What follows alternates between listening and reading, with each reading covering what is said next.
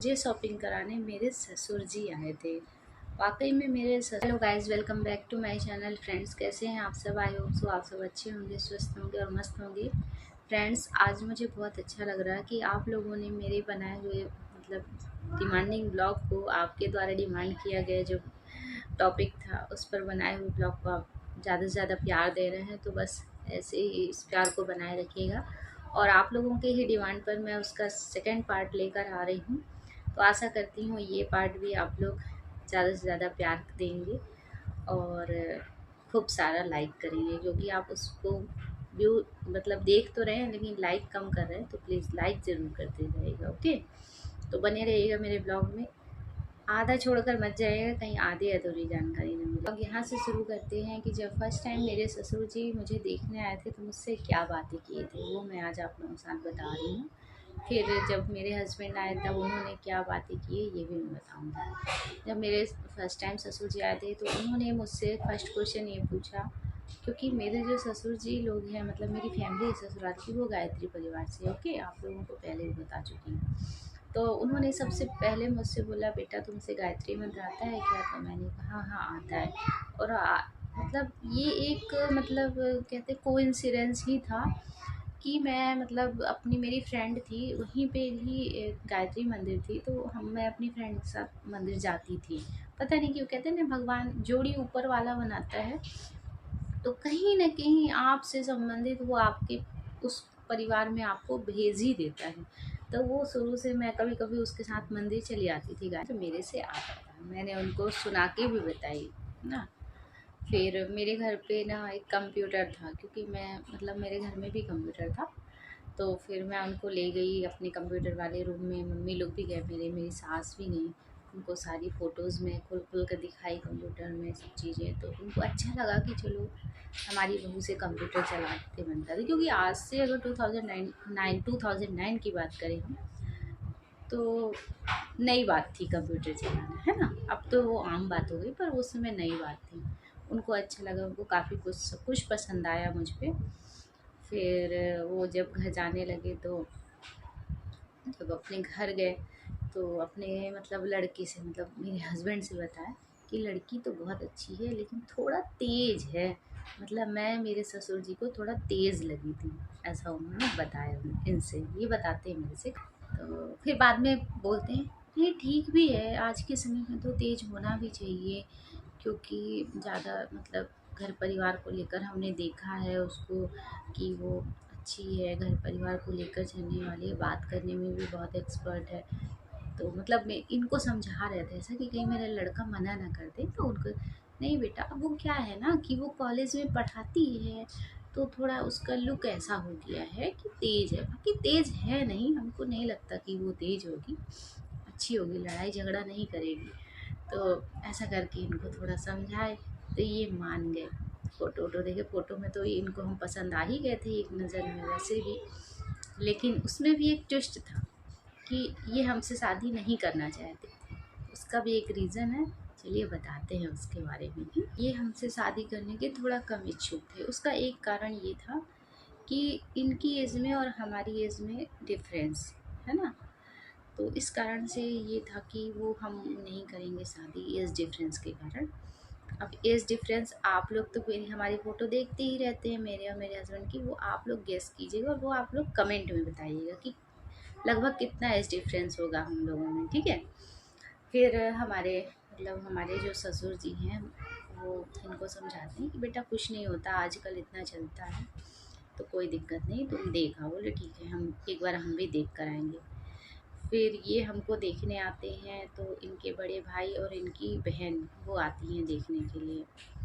तो बाकियों को तो सब पसंद आ जाते हैं। ये हमसे क्वेश्चन करते हैं, क्योंकि ये जॉब करते थे ना तो बाहर रहते थे और इनके मम्मी पापा यहाँ जबलपुर में रहते थे। फिर इन्होंने मुझसे क्वेश्चन पूछे। पहले तो मैं जा नहीं रही थी इनको देखने के लिए, कि क्योंकि मैंने बताया था ना फर्स्ट व्लॉग में कि एक भैया थे, उन्होंने मेरी शादी लगवाए थे।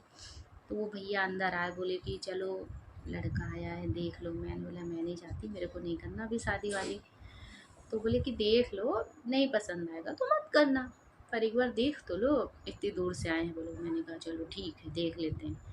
तो जब मैं देखने गई तो थोड़ा अटपटा लगता है ना किसी, क्योंकि ना मैं एक बात यहाँ पे बताना चाहती हूँ कि मुझे ज़्यादा लड़के देखने आए नहीं, मतलब 2 ही लड़के मुझे देखने आए थे, एक ये और एक लड़का और आया था देखने।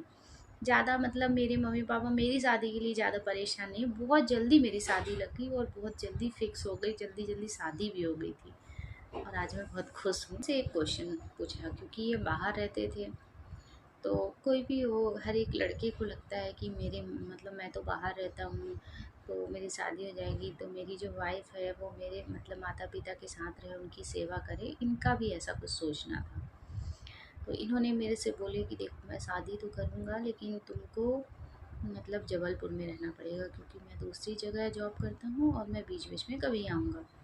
तो मुझे इनकी ये बात पसंद नहीं आई, क्योंकि भाई कोई भी हो मतलब कोई भी लड़की होगी वो तो यही चाहती है ना कि हम शादी करें तो अपने हस्बैंड के साथ रहें, या जहाँ भी हस्बैंड हमारा रहे हम वहाँ रहें। वो चाहे माता पिता के साथ रहे, वो सेपरेट रहे, कहीं भी रहे, हम उनके साथ में रहें। तो मुझे पता नहीं मुझे क्या सूझा, मैंने इनसे बोल दी ठीक है, तो जब आपका ट्रांसफ़र हो जाएगा तब आप शादी कीजिएगा। इन्होंने कुछ नहीं बोले, ये चुपचाप रहे। अब मुझे बाद में डर लगी, मम्मी को बताऊँगी तो मम्मी भी गुस्सा करेगी कि ऐसे कैसे जवाब दे दी तुम। पर कुछ नहीं, मैं मम्मी से बता दी, मम्मी ऐसे-ऐसे उन्होंने पूछा था मैंने ऐसा बोल दिया। मम्मी बोली धत ऐसे नहीं बोलते हैं। मैंने कहा तो क्या करूँ, मुझे नहीं रहना, जहाँ ये रहेंगे मैं वहीं रहूँगी, है ना? मम्मी बोली चलो ठीक है। फिर बाद में इन्होंने ये बात अपने घर में कभी नहीं बताई किसी से, ये अच्छी बात थी कि ये हमसे बात, क्योंकि अकेले में बात हुई थी हमारी तो किसी से नहीं बताए थे। आज सबको पता चल जाएगी, जब अगर जिसने भी जो व्लॉग देखेंगे उनको पता चल जाएगा। बाकी इन्होंने कभी नहीं बताए थे अपने घर पे ऐसा। फिर हो गया, घर चले गए सब, मतलब ये राज़ी हो गए थे कि हाँ ठीक है अब हम शादी-वादी करेंगे। शादी फिक्स हो गई थी, फाइनली शादी फिक्स, किसी को कोई ऑब्जेक्शन नहीं था। फिर ये हुआ कि अब हम छोटा-सा प्रोग्राम कर लेते हैं, तो हमारे यहाँ से गए उनके यहाँ थोड़ा टीका-वीका करके मीठा वगैरह देते हैं ना, वो हुआ। फिर उनकी तरफ से कॉल आया कि अब हम भी आ रहे हैं एंगेजमेंट के लिए। एंगेजमेंट बहुत साधारण हुई थी हमारे यहाँ उली भरना बोलते हैं, तो वो हुआ था, साधारण सा एंगेजमेंट हुआ था। उसकी फ़ोटोज़ भी हैं मेरे पास, एक एल्बम में है। तो फिर वो सब सारे फंक्शन हुए, जब फिर हमारी बातें शुरू हो गई, फ़ोन पे बात करना, मतलब हम लोग ना एंगेजमेंट से पहले ही, हाँ एंगेजमेंट से काफ़ी पहले ही से ही बात करने लगी थी मैं। और पता है मैं कहाँ से बातें करती थी, मैं अपने कॉलेज में रहती थी, क्योंकि मेरे पास ना पर्सनल फ़ोन नहीं था मेरा। तो मैं जिस कॉलेज में रिसेप्शनिस्ट थी, मेरे पास फ़ोन तो ऑलरेडी रहता था। खूब बातें करती थी इनसे जब तक कॉलेज में रहती थी। मैं कॉलेज में रहती थी तब तक कॉलेज में इनसे बात करती थी, मतलब ऐसे कंटिन्यू नहीं, बीच-बीच में, क्योंकि इनकी भी शिफ्ट ड्यूटी रहती थी। तो कभी जब भी फ्री होते थे तो ये मिस कॉल कर देते थे, ये डायरेक्ट सर के। और पता है जब मैं कॉलेज में थी ना तो मेरी सासू माँ की का भी फ़ोन आया, कितनी बार फ़ोन आता था। तो क्योंकि जब फ़ोन आता था तो मेरे डायरेक्टर सर जो थे वो रिसीव करते थे। तो फिर बोलते थे आरती बात करो, बोलते थे बहुत अच्छा नेचर है तुम्हारी सास का, कितने मतलब पोलाइटली बात करती हैं, बहुत प्यार से बात करती थी वो भी। तो मैं कभी-कभी उनसे बात करती थी और इनको भी बीच-बीच में लगा लेती थी। डायरेक्टर सर सुन रहे होंगे ना कहीं भी तो कह रहे होंगे अच्छा, इसीलिए मेरे कॉलेज के फ़ोन का बिल इतना ज़्यादा आता था। उनको पता नहीं था कि मैं बातें करती थी। उसके बाद जब मैं घर आ जाती थी ना तब फिर मेरी बड़ी मम्मी के फ़ोन पर फ़ोन आता था, कीपैड था उनके पास भी, तो फिर उसमें फ़ोन आता था। मतलब मेरे घर के किसी नंबर पे नहीं आता था। मेरी हम लोग मतलब एक ही घर पे रहते थे, मेरी बड़ी मम्मी, चाची सब लोग ही। और सब बहुत मतलब हम लोग का कोई फंक्शन नहीं हुआ था, ना एंगेजमेंट हुई थी, ना कुछ भी। पर मेरे ये घर वाले मतलब फ़ोन आता था इनका, सब लोग बातें करते थे, मैं भी खूब बातें करती थी, सबकी परमिशन से बात कर रही थी मैं, ऐसा नहीं है। पर मतलब कि हुआ कोई भी फंक्शन नहीं था। फिर काफ़ी दिन मतलब शादी होने से करीब 8 दिन पहले, 1 हफ़्ते पहले मुझे इन्होंने फ़ोन गिफ्ट किए थे, जब हमारे यहाँ से लड़के का तिलक करने जाते हैं शादी के टाइम पे। तो तब इन्होंने मुझे फ़ोन गिफ्ट किए थे। फिर उसके बाद तो फिर खूब बातें करते थे, फिर तो लाइसेंस मिल गया था कि फ़ोन भी दिए हैं उन्होंने, है ना? ऐसी कुछ स्टोरी थी हमारी। आई होप आपको पसंद आ रही होगी। शादी फिक्स हो गई थी ना, तो उसके बाद ना लोगों के यहाँ से कोई लेडीज़ आती है ना शॉपिंग कराने के लिए, लाइक सास या नंद, ऐसा जेठानी वगैरह। आप बिलीव नहीं करेंगे, मुझे शॉपिंग कराने मेरे ससुर जी आए थे। वाकई में मेरे ससुर जी थे ना, जो वो बहुत ओपन माइंडेड थे। जब वो मेरे यहाँ घर आए, एक रात उन्होंने हल्ट किए थे मुझे ना शॉपिंग कराने। मैं भी गई थी साथ में उनके, और मेरी बड़ी मम्मी गई थी। तो हम लोगों ने सारी शॉपिंग की। मतलब हम लोगों में होता है, लड़की को साड़ी चढ़ाते हैं, तो सारी साड़ियाँ मैंने खुद की पसंद की ली थी। फिर मैं उनको अपना कॉलेज घुमाई, जिस कॉलेज में जॉब करती थी मैं, उनको ले गई। मेरे डायरेक्टर सर थे, खूब बड़ाई की है मेरी। चलो, अच्छी जगह पर काम करती है, उनको भी काफ़ी अच्छा लगा। गाइस, बस इतनी सी छोटी सी स्टोरी थी हमारी। कैसी लगी आपको स्टोरी, कमेंट करके बताइएगा। और अगर मेरे चैनल फर्स्ट टाइम आए हैं तो प्लीज़ चैनल को सब्सक्राइब करके बेल आइकन प्रेस कर लीजिएगा, ताकि नेक्स्ट जो भी अपडेट होती है मुझसे रिलेटेड या मेरी शादी से रिलेटेड, तो उसकी नोटिफिकेशन आपको सबसे पहले मिल जाएगी। तो बाय बाय फ्रेंड्स, हम मिलेंगे नए ब्लॉग में।